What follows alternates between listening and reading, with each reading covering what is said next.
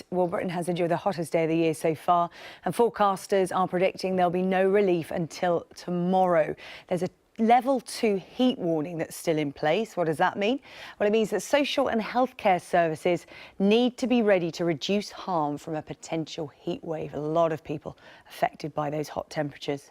Well, today, Britain's west and northwest will be the hottest. Belfast, Glasgow, Manchester getting temperatures of around 29 degrees. The mercury is set to reach 33 degrees by tomorrow. That's hotter than Athens, Kuala Lumpur and Rio.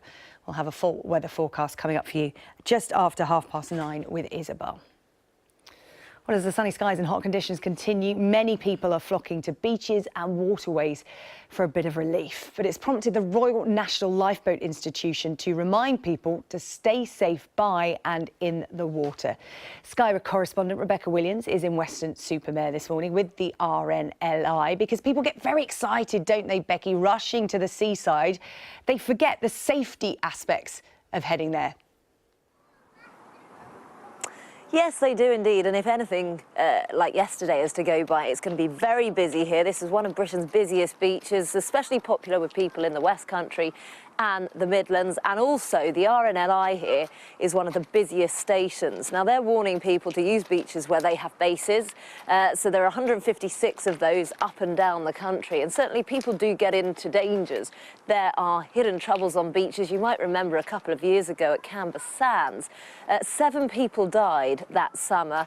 Even though they were competent swimmers, they got into a lot of difficulties in the water, and that's one of the issues when people go out to sea. They've got lilos, inflatable dinghies.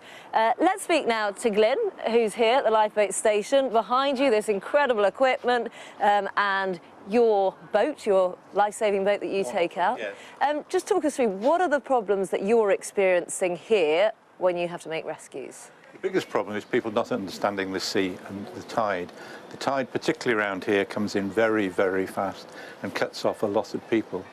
The other thing is that at this time of the year, the sea's very cold. And so it's not like swimming in a swimming pool. You go into the sea and suddenly your breath gets taken away. And so you do need to know how to cope with cold water shock, which is basically to lie back and relax, not fight it, because a lot of people drown because they fight the cold water. And then, of course, on top of that, there are people who go out in silly things like lilos. And here, they'll get carried away by the tide very quickly and out of control, and we have to go and get them. Is it busy here? It's the busiest station on this side of the Bristol Channel.